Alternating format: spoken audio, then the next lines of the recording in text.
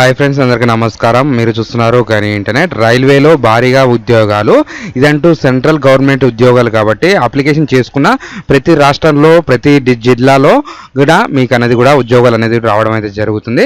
పరీక్ష లేకుండా, ఇంటర్వ్యూ లేకుండా జస్ట్ మార్కుల మెరిట్ లిస్ట్ ఆధారంగా మీకు అనేది కూడా ఎంపిక అయితే చేయడం అయితే జరుగుతుంది. ఈ అవకాశం అయితే మీరైతే మిస్ కాకండి. స్టెప్ బై స్టెప్ మీ మొబైల్లోనే ఏ విధంగా అప్లికేషన్ చేయాలి, ఏమేమి డాక్యుమెంట్స్ కావాలి అనే దాని గురించి కంప్లీట్ ఇన్ఫర్మేషన్ అంతా ఈరోజు ఈ వీడియోలో తెలుసుకున్న ఎవరైనా మన ఛానల్ చూస్తున్నట్టయితే సబ్స్క్రైబ్ అని చేసుకోండి, పక్కన బెల్ ఐకాన్ క్లిక్ చేయండి. మనం తెలంగాణ మరియు ఆంధ్రప్రదేశ్ ప్రభుత్వ పథకాల గురించి, జాబ్ నోటిఫికేషన్ గురించి చేసి పెడతాం కాబట్టి 100% మీకు ఏదో ఒక వీడియో అయితే ఉపయోగం ఉంటుంది. వాట్సాప్, టెలిగ్రామ్ ఛానల్లో జాయిన్ కావడం ద్వారా డైలీ ఒక అప్డేట్స్, లింక్స్, ఫైల్స్ అనేది మీకు అక్కడి నుంచి లభించడం అయితే జరుగుతుంది. ఈ వీడియోకి ఒక లైక్ అంటూ చేయండి. లైక్ చేయడం ద్వారా ఇలాంటి ఇన్ఫర్మేషన్ వీడియో తెలియని వారికి తెలియపరిచినట్టు అవుతుంది కాబట్టి లైక్ అనేది వెరీ ఇంపార్టెంట్. ఇక్కడ నుంచి అనేది మీరు జాగ్రత్త చూడండి. ఈ ఇన్ఫర్మేషన్ అనేది కూడా ఇక్కడ నుంచి అయితే ఉంటుంది. మన అప్లికేషన్ ఎప్పుడు డేట్ ఉంటుంది, నెక్స్ట్ ఏ డిస్ట్రిక్ట్లో ఖాళీలు ఉన్నాయనేసి కూడా మనం అయితే ఇక్కడ చూసుకోవచ్చు.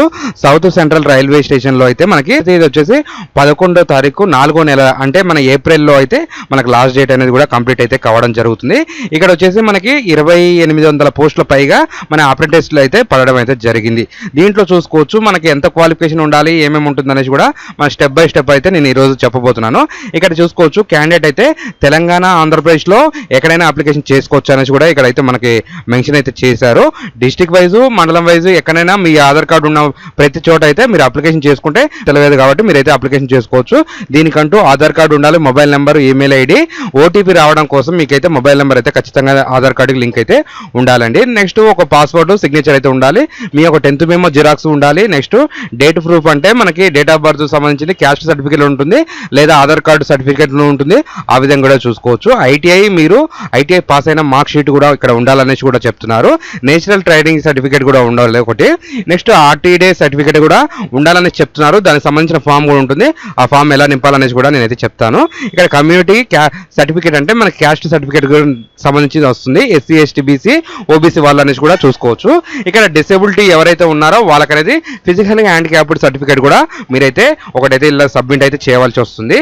ఈ విధంగా అయితే ఇవన్నీ ఒక కలర్ జిరాక్స్ లో ఉండాలనేసి కూడా ఇక్కడైతే మీరైతే చూసుకోవచ్చు. దీంట్లో ఏమేమి డిస్టిక్ లో మనకి తెలంగాణలో ఆల్ డిస్ట్రిక్ట్స్ అని ఉంది, ఎవరైనా అప్లికేషన్ అయితే చేసుకోవచ్చు. నెక్స్ట్ ఆంధ్రప్రదేశ్ లో ఆల్ డిస్ట్రిక్ట్స్ అని ఉన్నాయి, కొన్ని అయితే మెన్షన్ అయితే చేశారు. ఈ విధంగా అయితే మీరైతే ఖాళీలు ఉన్న ప్లేస్లో అయితే ఇక్కడైతే చేసుకోవచ్చు.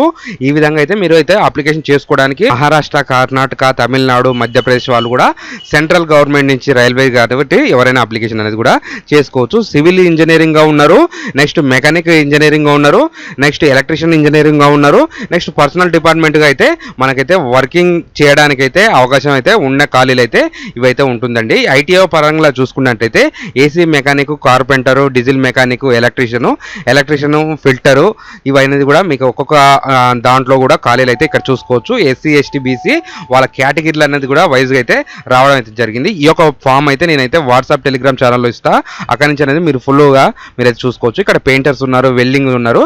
ఐటీఓ రంగంలో ఎవరైతే ఉన్నారో వాళ్ళైతే ఈ యొక్క మీకు అనేది కూడా జాబ్స్ అయితే వర్తించడం అయితే జరుగుతుంది. క్వాలిఫికేషన్ వచ్చేసి 10th లో మనకి 50% మార్క్స్ వచ్చినా సరిపోతుంది. అలాగే ఐటీఐ కూడా ఉండాలనేసి కూడా చూపిస్తున్నారు.